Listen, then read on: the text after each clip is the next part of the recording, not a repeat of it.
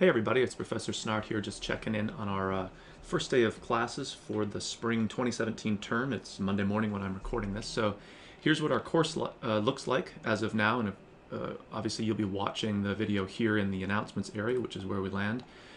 So hopefully per the orientation video, if you've had a chance to look at that, which is kind of the literally the first thing that you should do for our getting situated in our course, you kind of have a sense for how things are laid out, but I'll walk us through just a little bit more specifically of what we're doing to get things underway. So again, checking out the orientation video is really important. You will have run into this info about a little text messaging feature that we use called Remind, where I can send out little alerts, reminders, nothing super important, but just kind of little, notes to all of the class, and it'll go right to your phone. So whatever your native texting app on your phone is, that's what this system uses.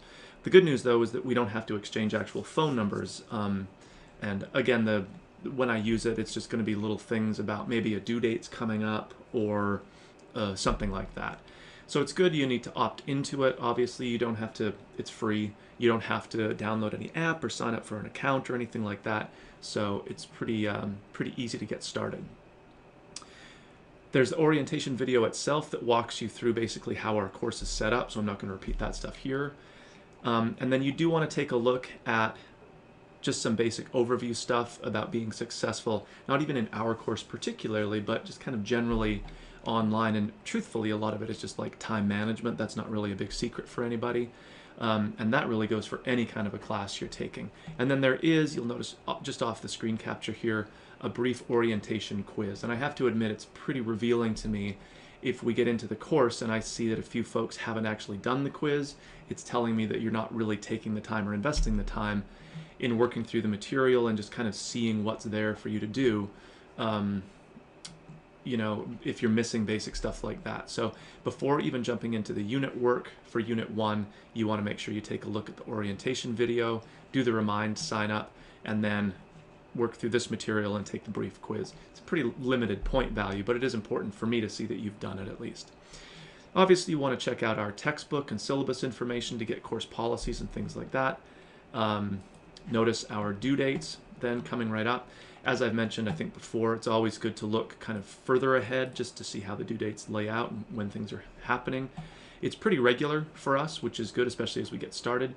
So any unit that has both a post and a reply component, which is, I think, most of them in some form or another, will have this dual due date system. So the first due date is Thursday, January 26th, a couple of days from now, where everything in Unit 1 is due except for the replies for the discussion board, which would be due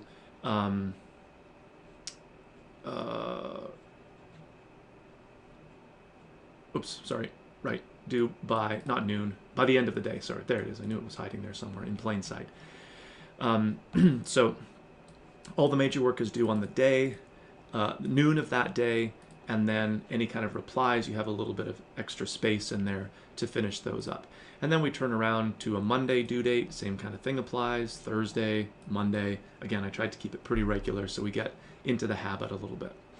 We do work pretty quickly because it's an 8-week class, so anything that would normally take us, a whole week to do, we jam into half that time. So it's important to think about that in terms of your own investment of time in the class. If you were taking this course 1102 as a fully face-to-face 16-week model, sort of the most traditional vanilla version, you'd be in class for basically 3 hours a week. In the 8-week, that means you'd be in class for 6 hours a week. Sometimes it might feel like 6 weeks, but 6 hours per week, and that would just be sitting in class time. That has nothing to do with like extra homework or anything like that. So realistically, I don't think it's going to take you for every unit that we do 6 hours, especially not as like a big blocks of time. But you certainly can't be expecting to get everything done in 10 or 20 minutes. So you do want to manage your time pretty effectively, keeping in mind how much time you'd be sitting in class if this were like truly a face-to-face course. Okay, so our first due date comes up in a few days here where everything in Unit 1 is due. So let's take a quick look at Unit 1. All right, not really a content unit for our course, but really just an introductions unit, getting to know each other a little bit. A quick welcome, a reminder about the orientation stuff. There's a little form that you can fill out, a sort of questionnaire here, just to for me to find out kind of what you expect this online class to be. There's no points associated with this, but it's a good way to gauge that everyone is feeling comfortable and kind of understands what we're doing. And then the main work is in these two folders here. So you're first building yourself a home page. It's all happening in Blackboard, and the steps here walk you pretty obviously, just step by step, what to click, where to click, what you'll find in certain places. You'll notice that the editing screen is going to look basically like this. There'll be a few more things off to the right, obviously. And that editor tends to be the same for whether you're working in like the journal tool in Blackboard, the wiki tool, the discussion board tool, which we're in on a fairly regular basis. So it should look pretty familiar to you, once you've used it a couple of times. So for introductions, I provide some kind of basic questions here that you can respond to, but you can just introduce yourself, The big thing is to post a picture. So we really want that picture to show up in the post itself, not as an attached file, which means that we'd really like you to use that little image, attach image button that I've circled here in the editor. So you're going to want to go into here, student homepages link, and then you'll find, you can create your journal, and then do the post, and then of course you want to post the entry, or if the button says submit or whatever it happens to be. Sometimes Blackboard changes the wording, but the basic functionality is the same. So that is part of Unit 1, and what I always remind students is not to get kind of so deep into the one thing that you're doing and you forget that there's a whole bunch of other stuff too. So always come back to the main unit folder level here to see what other stuff there is. And the other thing to do is the introductions discussion board.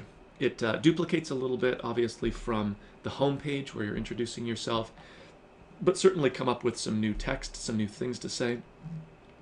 And our purpose here, at least part of the purpose of the duplication, is just to get you used to how discussion board, that tool works in Blackboard. Maybe you're already pretty familiar with them, but for some folks it might be the first time. So to start, you want to click up here what it says, discussion board, introduce yourself. That's how you get to the board itself. You can create your thread, and then you can post your introduction, whatever you want to say about yourself. Just a paragraph is fine. It doesn't need to be super long, but it should be more than just a sentence or two. And then the big part here is responding to at least one other classmate, and that's where that dual due date system comes in. So everything's due Thursday at noon, except for the responses where you have till the end of the day. And again, those are like the latest possible due dates. There's nothing to say that now that the course is underway, you couldn't finish this up, in the next couple of days, and assuming that there's other people who've done so, you can do the reply well before that Thursday deadline. So that's where I say, imagine the 8-week version of this course face-to-face. You're in class for like 6 hours across that week. So that's a lot of time. I don't really think it's going to take like 6 total hours just to do our introductions unit here, but it's certainly going to take judicious use of your time. So that's where that whole time management thing comes in. All right, so on your plate then is obviously to watch the orientation if you haven't already, work through that material, do the quiz. Make sure you understand what textbook we use. It's an e-text, so it's kind of like an immediate access thing. You don't have to go to the bookstore or anything like that.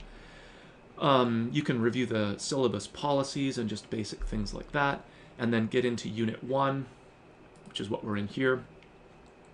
Do the little questionnaire, maybe as easiest to start with, and then work through the home page and discussion board assignment. And again, really make sure that you understand our due date system.